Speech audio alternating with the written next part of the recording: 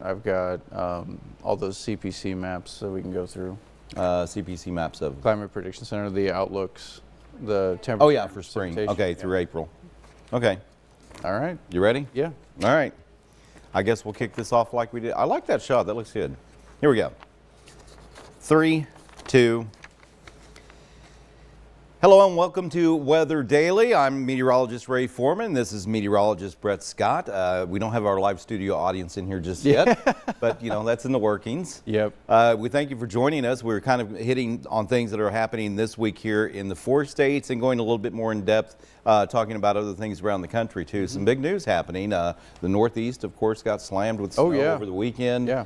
We've got Super Bowl coming up this weekend too. Some of you may be traveling out to see that too. Right, yeah, we'll have a little bit of a talk about what weather you might expect in California. So yeah. First, you know, we've got water vapor imagery behind us. Here in the 4 states, really, we've just been seeing a little bit of some cooler temperatures thanks to some northwesterly flow aloft that'll likely continue tomorrow before a ridge that is positioned off to our west begins to build in. But I want to take a look at something else that's going on out in the Pacific, a pretty intense situation going on out there. Several areas of very prominent low pressure, a very amplified long wave low pressure trough. Yeah, and this is Alaska. That's the Aleutian Islands right there.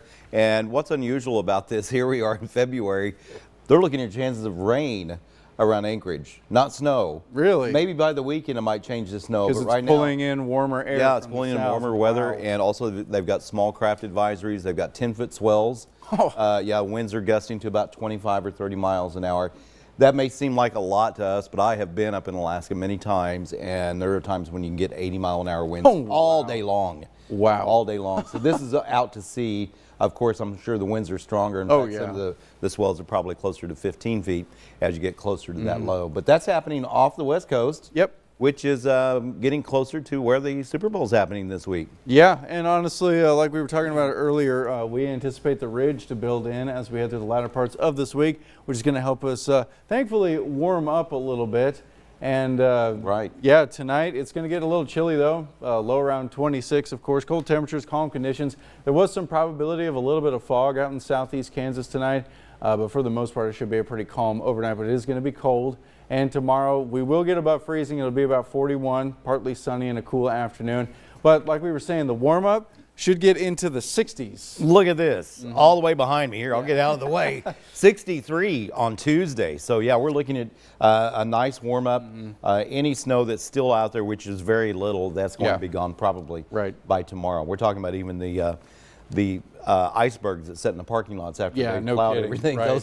Those will be gone too. Speaking of snow melt, you know, usually, hopefully, you know, we can get a little help with the drought that's ongoing. But it's, you know, it's of course still expected to persist. We'll talk about that in a little bit. But hey, if you're expected to go out to California, down in Santa Clara, California, which is around San Francisco, there is actually a chance of rain Super Bowl Sunday during the game. And this is an open stadium too. Not only in Alaska, but yeah, the West Coast, around the San Francisco area. This is Levi Stadium forecast, 60s.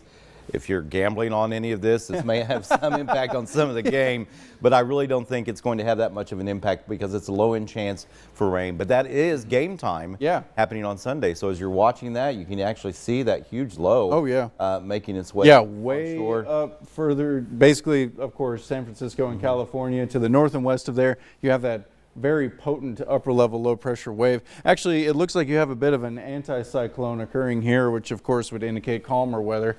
This is basically into the weekend. Then as you get closer to basically Super Bowl Sunday, you can see the potential for that rain possibly getting close. Yeah, and that's right before kickoff. So this is a long range model showing Sunday 4 o'clock. So yeah, there could be a little rain out there if you're traveling to go see the game as well. But an open air dome, that's typically what you would see in a place like San Francisco. So they're not going to think about covering it. So yeah, that's just typical. And it's natural grass. I did read up on that. Yes, it is natural grass, so that's what they've got to play on out there. So should be an exciting time, of course. Yeah. Now the drought. Yes, of course. Yeah, let's talk about the drought a little bit. As you can see, pretty extensive across the United States as a whole, but especially this poor state of Arkansas is dealing with some severe drought. But of course, here in our neck of the woods in the 4 states, we are dealing with severe levels of drought. Even while the snow melt, likely is they usually update this on Thursdays. So as we approach Thursday, we'll see the possibility of if the snow had any effect on hopefully alleviating some of that drought. Yeah, now we had 7 to 9 inches of snow, and with that melting, that really equates to about an inch of rain or less, really. Right. So we didn't get quite the impact that we were hoping for as far as moisture, but hey, at least we didn't have to deal with a major snowstorm. It's finally starting to melt. Right, but is the very drought, true. yeah, this is the outlook actually taking us through April, correct? This is the monthly outlook for the month of February, and as you can see, it does indicate that the drought is likely to persist across our area. This comes straight from the Climate Prediction Center. Now, if we take a look at a seasonal outlook, for the most part, our area likely to see that drought persist. This is until April. We are also just to our east. There is the potential that there could be some drought improvement or even removal of the drought, and especially in portions of eastern Missouri. But here at home, likely to persist. Yeah, and keep in mind this is a forecast, so this could change. Hopefully it will, and things will improve for us, especially as we get closer to growing season. When it's time to start planting, of course, we could really use a little more rain. And typically by the time we get towards the end of April, into April, May, that's when we Right. see most of our rain. Yeah. Even June is actually a very wet month for us. Yeah, that is true. Now, if we want to look at the next couple of weeks as we progress through February, in the next 6 to 10 days, it looks like we'll have decent potential for above average temperatures. And there is also a signal for at least above average probabilities for basically a precipitation chances too. So hopefully we can actually get some measurable precipitation, something that we've lacked on a liquid side, and besides, of course, the snow. Now here's something I don't mind at all. The temperature outlook over the next 8 to 14 days. We're starting in the 60s as we go into this coming weekend, as we showed you locally going into next week, even starting in the 60s. But it looks like we're going to be above average for the next really 2 weeks. Right, and it looks to be influences from that same upper level ridge is going to raise our temperatures as we basically go through the latter parts of this week. But as you can see, a little bit of a bullseye and above average potential for some precipitation.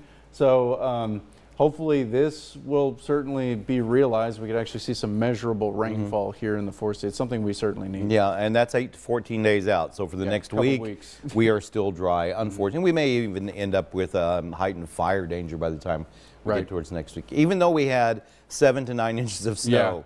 Can you believe that? Yep. Yeah. Now, other parts of the country did get a lot of snow. That is very true. Yeah.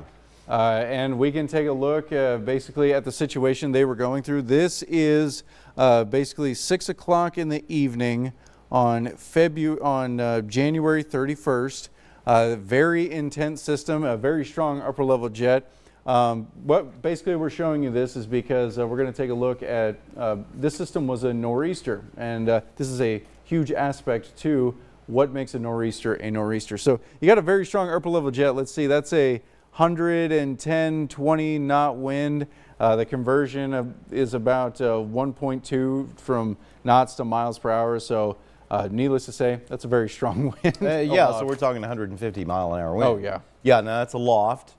Some of these, and it takes on, it's not the structure of a hurricane by any means, but sometimes you can see winds that get close to hurricane force at the surface. And the reason it's different is because it happens over land instead of the ocean. But at this latitude right here, a nor'easter, we were talking about the bomb cyclone, the snowstorm that happened in the Northeast, that can happen as the pressure drops so quickly, which it did over the weekend. Right. So North Carolina, looks like they saw about 20 inches of snow from this system. And yes, it was a bomb cyclone. So here is a map.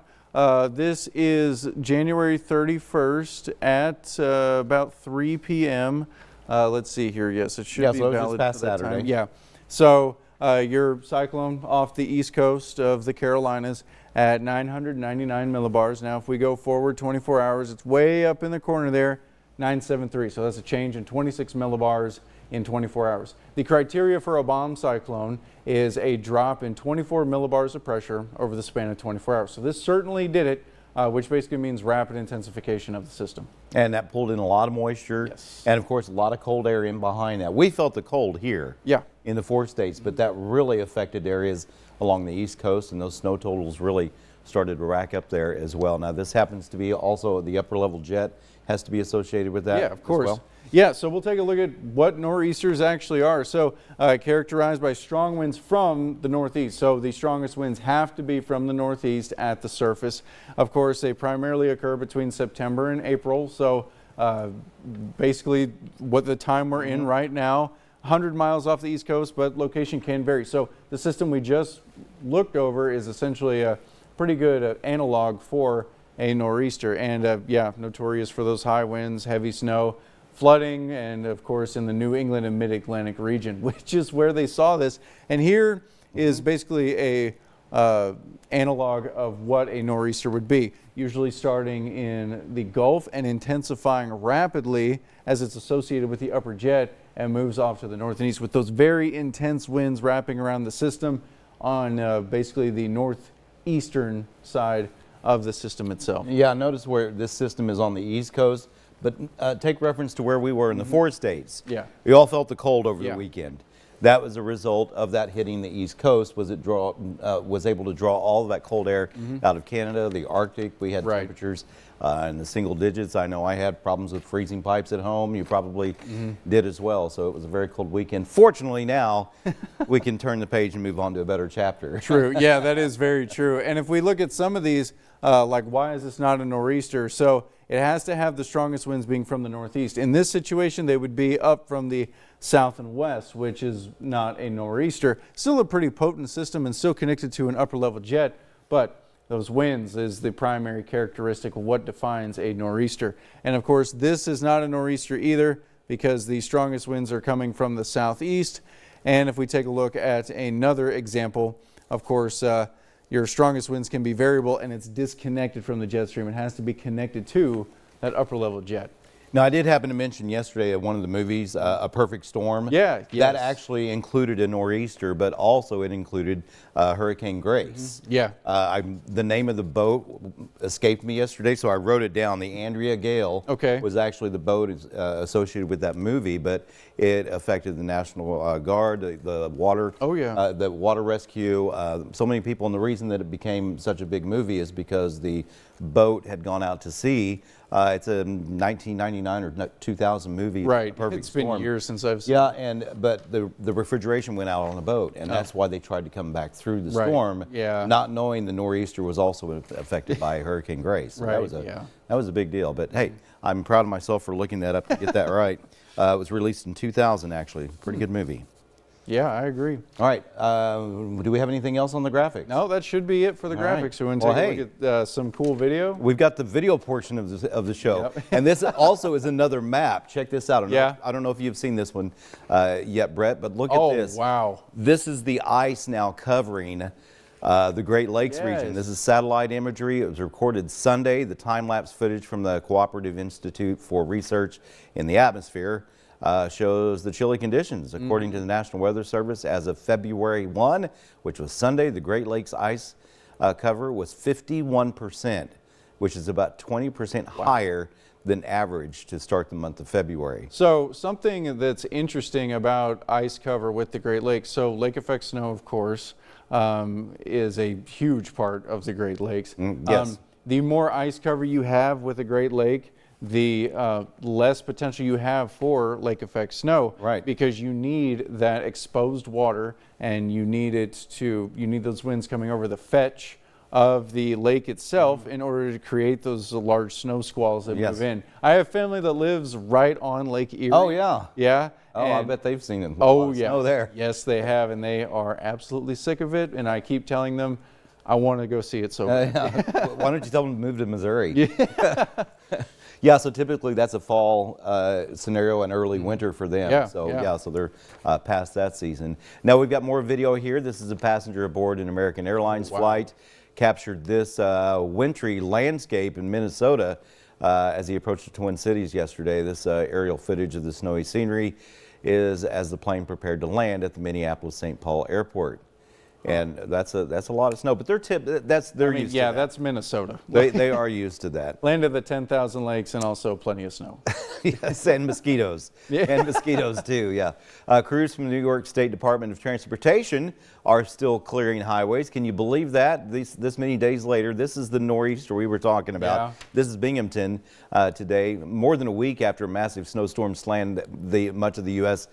last week. Then they had more snow over the weekend. And now residents of York, Pennsylvania woke up to a fresh dusting of the snow. Temperatures expected to drop throughout the week there. I remember we had the flurries just the other night. Yep. I know it was heavy flurries. Yeah. I'll call it heavy flurries. But I know, but it put a fresh coat of white snow on top really of the did. snow we already had. So you woke up the next morning and needed the sunglasses again. Now, honestly, too, one of our production assistants took some excellent pictures of the snowflakes themselves, the dendrites, and the nice structure. So you had that nice plate structure with those, and that classic, like, what you'd expect with a snowflake.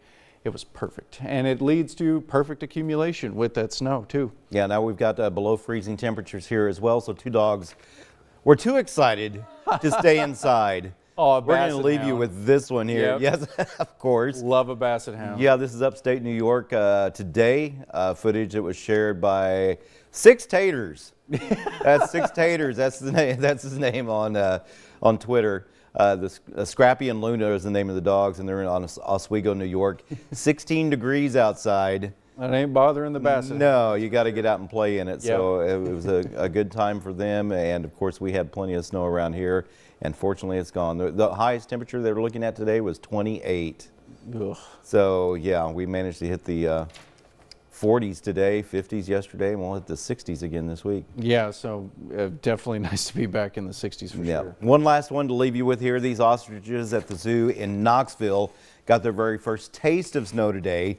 The ground was still covered in the white snow following this weekend storm in eastern Tennessee.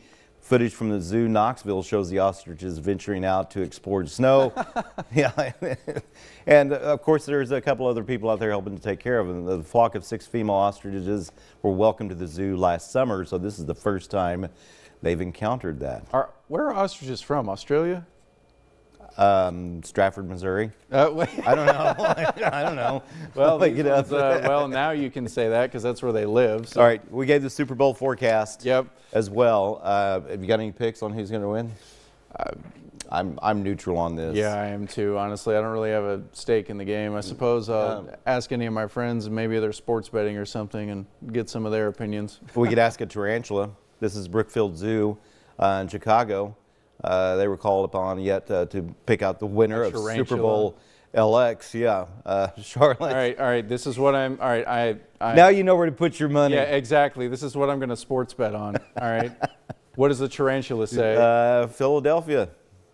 Yeah, he's about to put another mortgage on my house. Based on well, no, wait a second. Wait a second. The 2026 prediction. Here we go. During an enrichment session at the zoo, which one did he go with? I'm not sure Seahawks. Yeah, he predicted last year. That's what it was. Yeah, the same tarantula Seahawks. predicted last year. There you go, Seahawks. Seahawks it is. Of course, that's coming up Sunday. Again, as we mentioned, a chance of rain. You think he's better at predicting sports than Puxatawny is at predicting weather? Yeah. Yeah, well, yesterday was Groundhog Day. Yeah, that is true. We'll see how that works out. We'll find out by Sunday. Once again, a nice warm-up for us here this week, Brett. Yes. We're going to see those temperatures finally get into the 60s, so it should be much more pleasant, finally get rid of all of the snow that's accumulated. Well, thanks for joining us for Weather Daily, and we'll catch you next time.